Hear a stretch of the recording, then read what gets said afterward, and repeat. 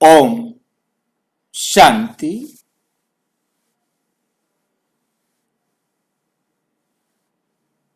आज का विशेष विषय जो प्रश्न पूछे गए, महिलाओं का मासिक धर्म क्या ये भी विकार है? महिलाओं का मासिक धर्म क्या यह भी विकार है? ब्रह्मा कुमारी दृष्टिकोण आत्मिक स्पष्टता, मतलब ब्रह्मा कुमारी का क्या दृष्टिकोण है और उसके द्वारा आत्मिक रूप से, क्योंकि ब्रह्मा कुमारी का सारा ज्ञान आत्मा पर आधारित है, देह से उसका कोई संबंध नहीं है।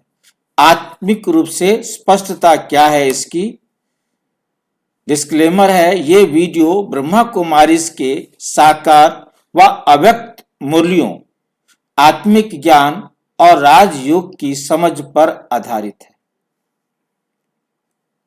ये चिकित्सीय सलाह नहीं, हम कोई मेडिकल आपको सलाह नहीं दे रहे हैं, कि डॉक्टर नहीं है हम, और ना ही किसी महिला में अपराध बोध पैदा करने हेतु कोई महिलाओं को ऐसे लगे कि हमारे को कुछ अपराधी बनाया जा रहा है, ये भी हमारा उद्देश्य नहीं है।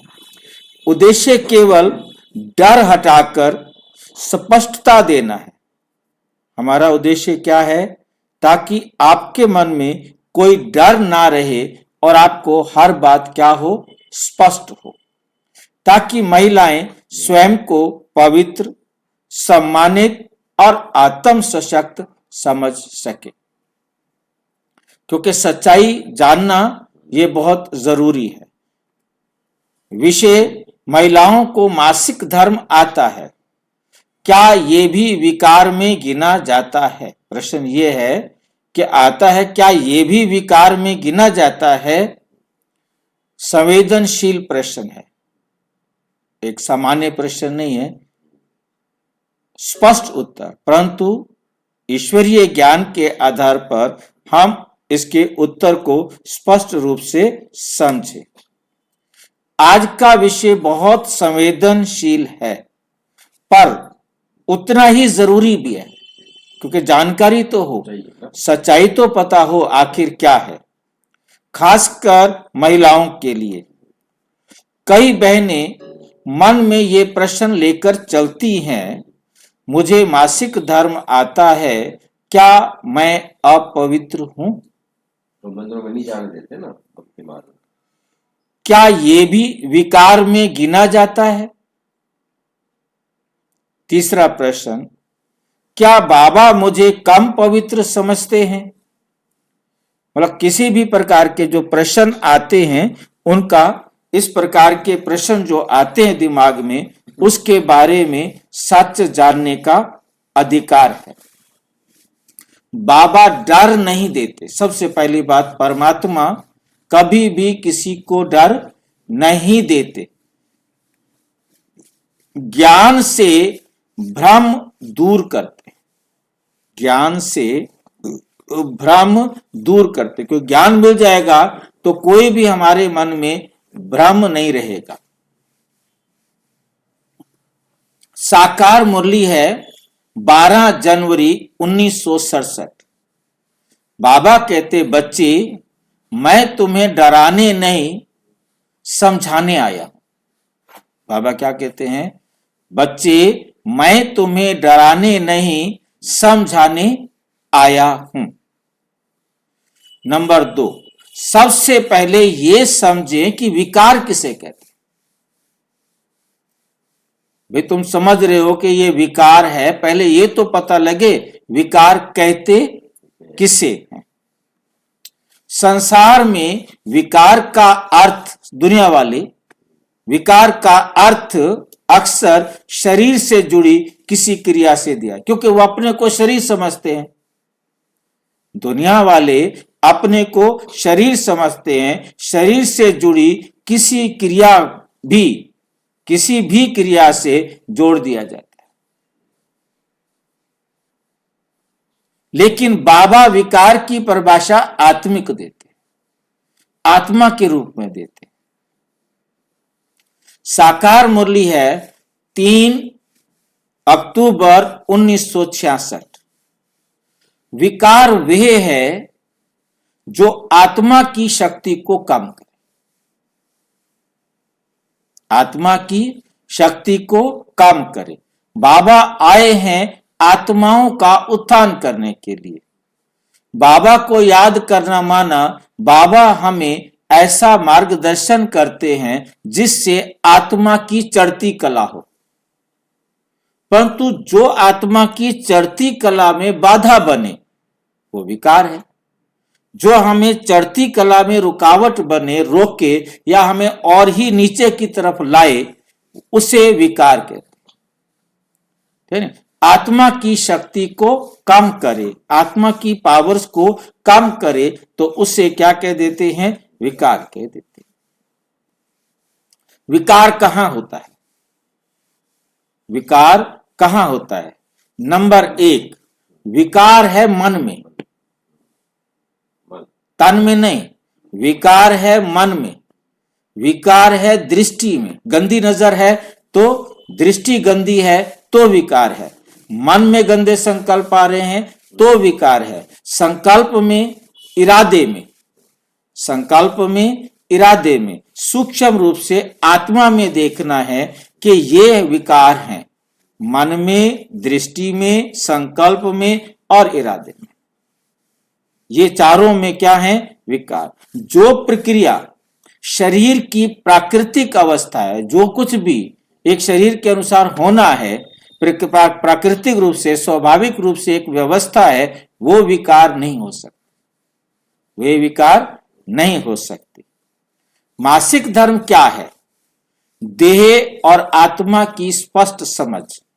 देह और आत्मा को अच्छी तरह से हम समझना है कि ये मासिक धर्म है तो क्या है। मासिक धर्म शरीर की प्राकृतिक जैविक प्रक्रिया है। इस जीव की, शरीर की क्या है? एक प्रक्रिया है। स्त्री देह के संतुलन के लिए आवश्यक है। स्त्री के शरीर का बैलेंस बनाए रखने के लिए ये जरूरी होता है। इसमें आत्मा की सहमति या इच्छा शामिल नहीं। बहुत ध्यान से समझना है जो बात, कि इसमें आत्मा तो नहीं कहती ना कि भी तुम ऐसा करो, उसके हाथ में है नहीं, उसकी इच्छा भी नहीं है, तो इसमें आत्मा का तो कोई लिंक है ही नहीं। ये तो शरीर का एक सिस्टम है, उसके अनुसार ऐसा होता है। साकार मुरली 18 मई 1966 को, जहां इरादा नहीं वहां दोष नहीं। जहां इरादा नहीं वहां दोष नहीं। यदि इरादा है, आपने सोच करके कुछ कर रहे हो और आपकी सोच गंदी है तो वो गंदा है। यदि आपकी सोच गंदी नहीं है तो वो गंदा नहीं है। सोच आपकी अच्छी है, काम मतलब आप कोई कार्य कर रहे हो या उसमें, तो इसमें कोई सोच की तो बात ही नहीं है ना। मासिक धर्म में ना वासना है, ना काम भाव है और ना देह अभिमान का कोई संकल्प है। इसमें देह अभिमान का संकल्प भी नहीं, इसमें काम भाव भी नहीं, इसमें वासना भी नहीं, इसमें वासना भी नहीं। इसलिए इसे विकार कहना आत्मिक अज्ञान है। मतलब उसे समझो कि आत्मा के रूप में उसके पास ज्ञान नहीं है, अभी उसे आत्मिक ज्ञान का पूरा परिचय नहीं है। यदि उसे आत्मा का ज्ञान का पूरा परिचय होता तो वो क्या कहते हैं? इसे विकार नहीं मानता। उदाहरण, जैसे पसीना आना है, भूख लगना है, नींद आना है, ये शारीरिक क्रियाएं है ना। तो मासिक धर्म को भी इसी के साथ बाबा कहते ये इसी के साथ जुड़ा हुआ है, इसमें किसी भी प्रकार की विकार की बात नहीं है। ये सब शरीर की क्रियाएं हैं। वैसे ही मासिक धर्म भी शरीर का कार्य है। वैसे ही मासिक धर्म भी क्या है? एक शरीर का कार्य है। जैसे ये शरीर की क्रियाएं हैं, वो भी शरीर का एक कार्य है। फिर समाज ने इसे अपवित्र क्यों माना? प्रश्न खड़ा हो गया। फिर समाज ने इसे अपवित्र क्यों माना? ये धारणा भक्ति मार्ग, सामाजिक अज्ञान, देह अभिमान से बने, क्योंकि सब अपने आप को देह समझते हैं, देह अभिमान में रहते हैं, सामाजिक अज्ञानता में रहते हैं, भक्ति मार्ग के प्रभाव में रहते हैं। उन्होंने अपनी रीति से इसको अपवित्र घोषणा कर दिया। साकार मुरली है 22 अगस्त 1966। भक्ति मार्ग में बहुत अंधश्रद्धा है। भक्ति मार्ग में क्या है? बहुत अंधश्रद्धा है। जब आत्मा को शरीर समझा गया, जब आत्मा को शरीर समझा गया, उन्होंने समझ लिया मैं तो शरीर हूं, अपने आप को उन्होंने क्या समझ लिया? मैं शरीर हूं। तब शरीर की हर क्रिया को पवित्र अपवित्र में बांट दिया, क्योंकि वो अपने को शरीर समझते थे। शरीर समझकर उन्होंने शरीर की क्रियाओं को, ये क्रिया पवित्र है, ये क्रिया अपवित्र है। कोई मर गया तो भी अपवित्र है, मतलब उसको भी सूतक लग जाता है, क्या लग जाता है? पातक लग जाता है, ठीक है ना? तो इस प्रकार से मतलब उनके घर भी कुछ खाना नहीं करना, ये नहीं करना, वो नहीं करना, पवित्र अपवित्र में बांट दिया। बाबा की दृष्टि में महिला आत्मा है। अब चाहे महिला हो तो चाहे पुरुष हो, वहां तो आत्मा है। बाबा कहते, मुरली है 5 सितंबर 1965, आत्मा स्त्री पुरुष नहीं होती। आत्मा न पुरुष होती है और न स्त्री होती है। बाबा आत्मा को देखते हैं, शरीर को नहीं। बाबा आत्मा को देखते हैं, शरीर को नहीं। मासिक धर्म से आत्मा ना तो अशुद्ध होती है, आत्मा का उसके मतलब नहीं है। आत्मा ना अशुद्ध, ना तो अशुद्ध होती है, ना उनकी योग्यता कम होती है, ना उसकी योग्यता कम होती है। उदाहरण, अगर आत्मा शरीर होती तो पुरुष आत्माएं क्या अलग रंग की होती? आत्मा पुरुष की अलग होती, स्त्री की अलग होती? नहीं, आत्मा सदा पवित्र प्रकाश है। आत्मा तो एक प्रकाश ज्योति बिंदु है, ठीक है कि नहीं?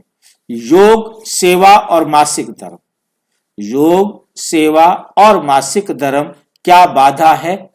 योग करने में, सेवा करने में मासिक धर्म क्या बाधा है? बहुत सी बहनों के मन में प्रश्न आता है, क्या इन दिनों योग नहीं करना चाहिए? भक्ति वाले तो कहते हैं जी मंदिर में नहीं जाना। पहले में समझ गया। हाँ, मतलब इसलिए बहुत सारे बहनों के फोन आए, मैं आए हुए थे, पहले प्रश्न लिखा हुआ था, मैं चल आज इसको बना देते हैं, क्योंकि प्रश्न पूछते रहते हैं, तो काफी दिनों से पड़ा हुआ था ये।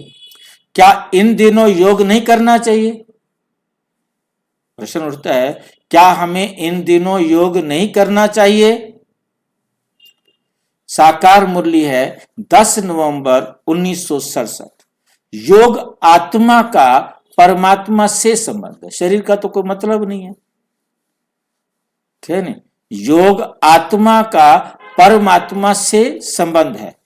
एक मुरली में ये भी आया कि कई कहते हैं हम बाबा को टॉयलेट में याद कर सकते हैं। कर सकते हो? मैंने पूछा था, कर सकते हो? हाँ, कर सकते हो। आत्मा ने याद करना है ना।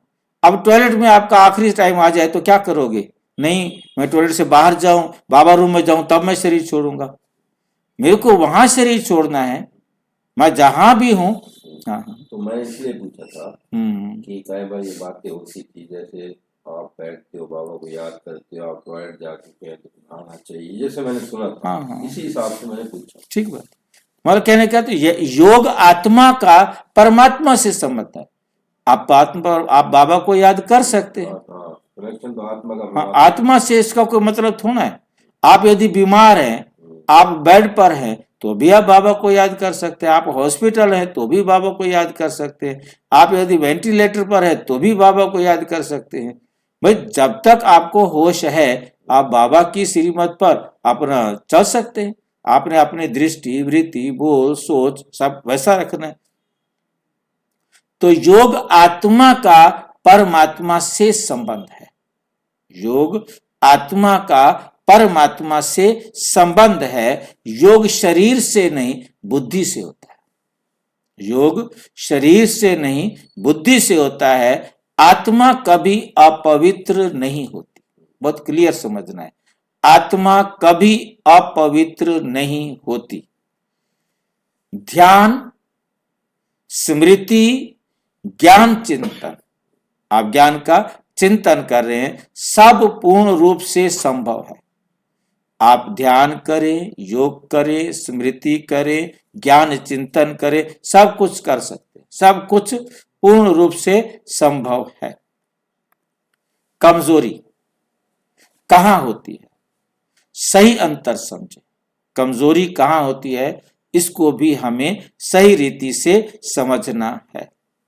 यदि किसी समय दर्द या शारीरिक कमजोरी, कईयों के साथ चिड़चिड़ापन, ऐसा किसी किसी को हो रहा है, मतलब किसी किसी को ऐसा महसूस हो रहा है, दर्द हो रहा है, कमजोरी हो रही है, चिड़चिड़ापन आ रहा है, तो ये शारीरिक स्थिति है, ये विकार नहीं है। ये शारीरिक स्थिति है, विकार नहीं है। इसको बाबा कैसे कहते हैं? अव्यक्त मुरली है 21 फरवरी 1988 की। कमजोरी को कमजोरी समझो, अपराध नहीं। अब शरीर कमजोर है, किसी का शरीर कमजोर है, मतलब ये तो हो गया भाई किसी को मतलब वैसे ही कोई चोट लग गई है या एक्सीडेंट हो गया है, पूरे काम नहीं कर पा रहा है, बेड पर आ गया है, या मतलब समझो कि कोई और बुखार हो गया है, तो उसके कारण भी तो उसको कमजोरी महसूस होती है।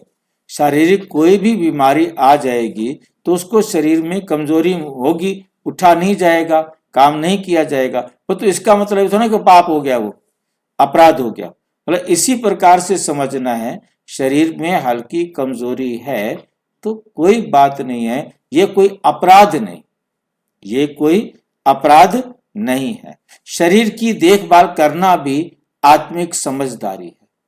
आत्मा की ये समझदारी है कि वो अपने शरीर की भी क्या करे, देखभाल करे। उसके लिए जो भी देखभाल करनी हो वो आप करो। निष्कर्ष, पवित्रता आत्मा की है, देह की नहीं। देह की कोई पवित्रता नहीं। मासिक धर्म बराबर विकार, मासिक धर्म बराबर पाप नहीं। ना मासिक धर्म विकार है, ना मासिक धर्म पाप है। ये हमें समझ में आ गया। ये प्राकृतिक देह प्रक्रिया है। आत्मा इससे अछूती है। आत्मा इससे अछूती है, वो तो इसको छूती ही नहीं और पवित्र रहती है। साकार मुरली 9 जनवरी 1969। अपने को आत्मा समझो। अपने को क्या समझो?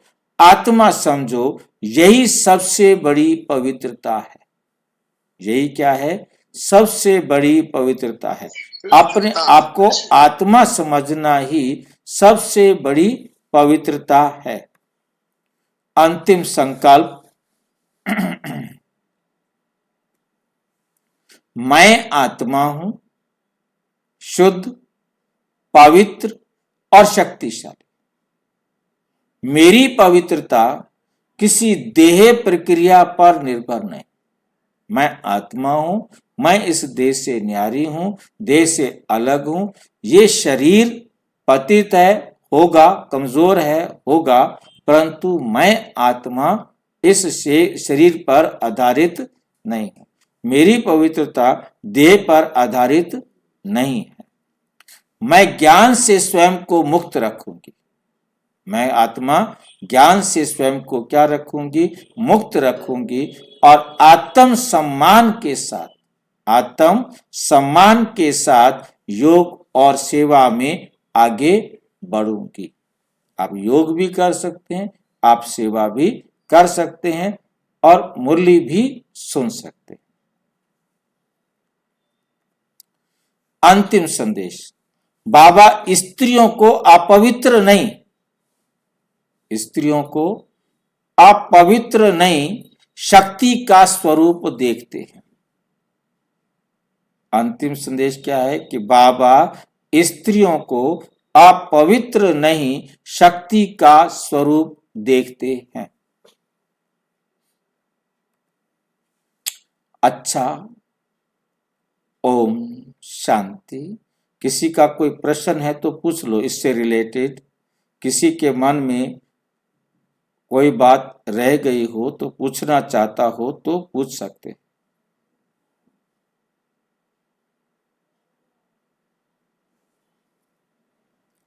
अच्छा, ओम शांति। और विस्तार से जानने के लिए प्रजापिता ब्रह्मा कुमारी ईश्वरीय विश्वविद्यालय के किसी भी सेवा केंद्र पर संपर्क करें और यदि कोई प्रश्न है तो 9213106986 पर केवल अराटाई या टेलीग्राम करें। 9650692270 पर केवल व्हाट्सएप करें, फोन नहीं। ओम शांति।